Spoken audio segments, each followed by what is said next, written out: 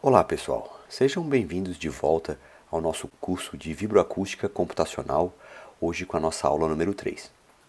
Então, lembrando rapidamente o que a gente viu na aula número 2, a gente começou a derivar as funções de energia e trabalhos virtuais para diferentes elementos estruturais que a gente vai estar usando na sequência, para definir o método de Rayleigh-Ritz e o método de elementos finitos. E a gente viu então como elementos estruturais o elemento de barra, o elemento de viga e o elemento de placa fina. A gente dá sequência hoje então à definição das equações de energia e trabalhos virtuais com o elemento sólido 3D, o nosso item 2.6 do conteúdo.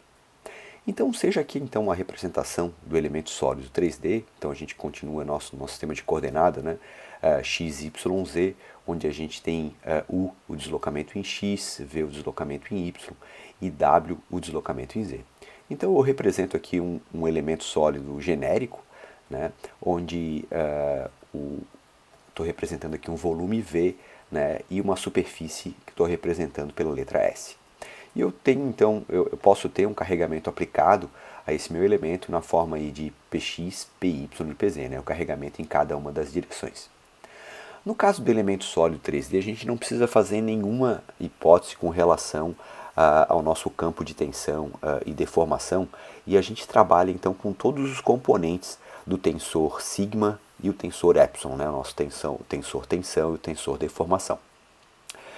Se a gente considerar então a simetria dos tensores, a gente acaba tendo só 6 componentes e a gente pode escrever a nossa energia potencial na forma de U igual a 1 meio integral de V de sigma x epsilon x mais sigma y epsilon y mais sigma z epsilon z mais tal xy gama xy mais tal xz gama xz mais tal yz gama yz dv. A gente pode reescrever essa expressão na forma de U igual a 1 meio de integral sobre o volume de um vetor sigma transposto vezes um vetor epsilon dv. E nesse caso, o nosso vetor sigma seria então composto por sigma x, sigma y, sigma z, tal xy, tal xz e tal yz. E o epsilon então, epsilon x, epsilon y, epsilon z, gama xy, gama xz e gama yz. Bom, a relação tensão-deformação continua na forma do vetor sigma é igual a matriz D vezes o nosso vetor epsilon, mas nesse caso a matriz D ela vai mudar de dimensão, obviamente, já que o nosso sigma e o nosso epsilon são de dimensão 6 por 1, a nossa matriz D então passa a ser de dimensão 6 por 6, e no caso de um material isotrópico, ela é dada então por E sobre 1 mais nu, que multiplica 1 menos 2 nu, abre a matriz, 1 menos nu, que é o mesmo valor para os segundo e terceiro elementos da diagonal. Na sequência, 1 meio de 1 menos 2 nu, que é o mesmo valor então para o quinto e sexto elemento da diagonal. Depois, voltando à primeira linha, a gente tem nu, nu, 0, 0 e 0. Depois, a segunda linha nu, os demais elementos 0. E essa matriz, então, ela é simétrica. Na sequência, a gente pode então substituir essa expressão para o sigma na nossa expressão para energia potencial, e a gente fica então com 1 é igual a 1 meio de integral sobre volume de epsilon transposto d epsilon dv. Bom, nesse caso, gente, a relação deformação-deslocamento é dada pelas definições que a gente viu lá no início, e a gente então tem que o vetor epsilon ele pode ser escrito em função de parcial de 1 em relação a x, parcial de v em relação a y, parcial de w em relação a z, parcial de 1 em relação a y mais parcial de v em relação a x, parcial de 1 em relação a z mais parcial de w em relação a x, parcial de v em relação a z mais parcial de w em relação a y. A energia cinética então, por definição, dada agora na forma de energia cinética, é igual a 1 meio de integral sobre o volume de ρ vezes a velocidade em cada uma das direções ao quadrado. Então a gente vai ter u ponto ao quadrado, v ponto ao quadrado, mais w ponto ao quadrado dv. E por último, o trabalho virtual, devido aos carregamentos externos, então ele fica na forma de o dw, integral agora sobre a superfície, que eu não estou aplicando nosso carregamento, de px delta u mais py delta v mais pz delta w ds. Essas então, né, são as expressões que a gente vai estar utilizando, né, para definir o nosso elemento sólido 3D. Bom, gente, dando sequência, a gente vai então para o item 2.7, onde a gente vê agora o elemento acústico 3D. De certa forma, a gente pode tratar, né, o elemento acústico 3D como uma simplificação do elemento sólido 3D.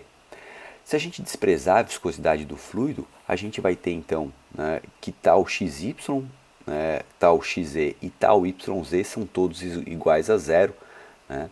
E se a gente assumir também uma condição hidrostática, a gente vai ter que todas as tensões normais, né, sigma x, sigma y e sigma z, são igual a uma dada tensão sigma.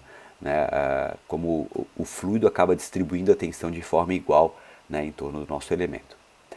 No problema acústico, em geral, o interesse está na flutuação da pressão P em torno do valor médio P0. Então a gente escreve, né, um P barra, né, que seria o nosso valor total, é igual a um P0 mais o P. E nesse caso a gente vai estar tomando aqui que aquele nosso sigma de interesse é menos P, né, já que no sistema de coordenada, né, o sigma estava para fora e aqui a gente vai assumir que essa pressão está apontando para dentro do nosso elemento. Nesse caso, a energia potencial ela pode ser escrita, né? A gente não tem as tensões cidaliantes, tem só as tensões normais, né? Fica então, né, U igual ao meio de integral sobre o volume de sigma x epsilon x mais sigma y epsilon y mais sigma z epsilon z dv.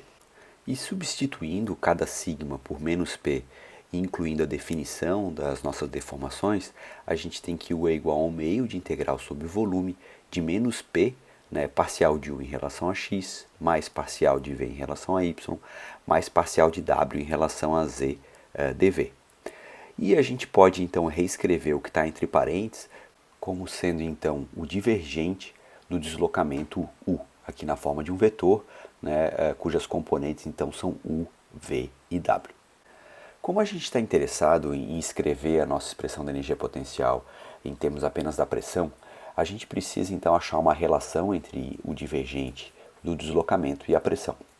E para isso então a gente recorre à equação da conservação da massa, ou equação da continuidade, que é dada então por parcial de ρ barra em relação ao tempo, mais o divergente de ρ barra vezes u ponto barra, né, um vetor velocidade total, igual a zero.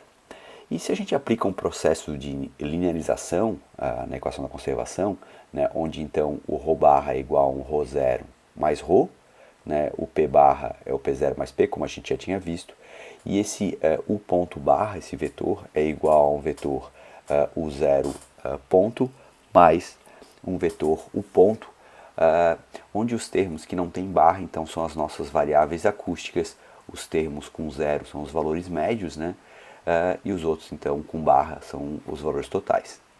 Como a gente vai assumir que não tem escoamento no nosso problema, né, nosso vetor U0 então é nulo, se a gente substituir essas expressões então na equação da continuidade, né, e desprezar os termos quadráticos envolvendo as variáveis acústicas, a gente pode mostrar que a gente chega então numa expressão na forma de parcial de ρ em relação a t, mais o ρ0 divergente de U ponto, isso aqui igual a zero. Onde a gente também assumiu, né, eu tirei o ρ0 de dentro do divergente, né, que o nosso fluido é uniforme. Na sequência, a gente utiliza uma equação de estado, né, que nesse caso seria a equação para um gás ideal, que a gente consegue mostrar que a gente chega numa relação entre pressão e densidade na forma de P é igual a C0 ao quadrado ρ, onde esse C0 é a velocidade de propagação acústica. Então, se a gente substituir na expressão anterior, a gente fica com 1 sobre C0 ao quadrado, parcial de P em relação ao tempo, mais ρ0 divergente de U ponto igual a zero. Ou ainda, né, a gente pode reescrever como parcial de P em relação ao tempo, mais 1 sobre kappa, né, divergente de U ponto. Onde esse kappa é igual a 1 sobre ρ0 C0 ao quadrado, é o que a gente chama de compressibilidade do fluido. Finalmente, se a gente assumir o movimento harmônico, né, a gente tem que P seria um Ptil e ômega t, e o U, nosso vetor U seria então o vetor Util e ômega t, e se a gente substituir, a gente chega então numa expressão na forma de divergente do deslocamento, a amplitude complexa, né, do vetor deslocamento é igual a menos kp. Eu não vou mostrar aqui, mas a gente pode mostrar que essa expressão também é válida para qualquer tipo de movimento. Tá? Então, ou seja, né, a gente vai ter que divergente de U é igual a menos kappa P. E se a gente substituir essa expressão na sequência, na equação da energia potencial, a gente fica então com U é igual a 1 meio integral sobre o volume de kappa P quadrado dV. Então essa é a expressão para a energia potencial que a gente vai estar utilizando. Bom, com relação à energia cinética, a gente tem que, por definição, ela fica sendo igual, né, a 1 meio de integral sobre o volume de ρ0, né, que multiplica cada uma das componentes de velocidade, né, o ponto ao quadrado mais v ponto ao quadrado mais w ponto ao quadrado dv, ou seja, igual à expressão que a gente tinha lá para o elemento sólido 3D, e que a gente pode escrever também na forma, né, de 1 meio de integral sobre o volume de ρ0 módulo, né, do vetor velocidade ao quadrado dv. Bom, em problemas acústicos, a excitação e a dissipação do nosso modelo, em geral, vão acontecer devido ao movimento de uma superfície, né, que ela pode ser uma placa vibrando, né, gerando ruído, ou, por exemplo, uma superfície que possui uma certa impedância e por isso ela vai estar dissipando energia. Assim, a gente pode definir o trabalho virtual na forma de um dW integral sobre a superfície de P, né, um delta UE TSE, onde esse UE seria então um deslocamento da superfície. Entretanto, muitas vezes a nossa variável de interesse é P, né, e a gente reescreve essa expressão de tal forma, né, que né, o ΔW é integral sobre a superfície de UE delta P delta SE, onde a gente então aplica o deslocamento virtual, a variação virtual, na verdade, né, na pressão. E nesse caso, o UE é então o deslocamento imposto na nossa superfície, né? Pode ser, por exemplo, então uma vibração imposta, né, numa placa. Né, finalmente, se a gente tiver uma fonte volumétrica, por exemplo, em problema de aeroacústica, a gente vai ter então que o nosso ΔW fica integral sobre o volume de Q delta P dV, né, novamente a variação virtual em cima da pressão, onde o Q aqui é uma função que descreve a variação volumétrica por unidade de volume provocada pela nossa fonte sonora. Bom, gente, com isso a gente fecha então o nosso elemento acústico, né, 3D, e fechamos o capítulo 2. Então, na próxima aula a gente começa a ver então o método de Rayleigh-Ritz. Até lá!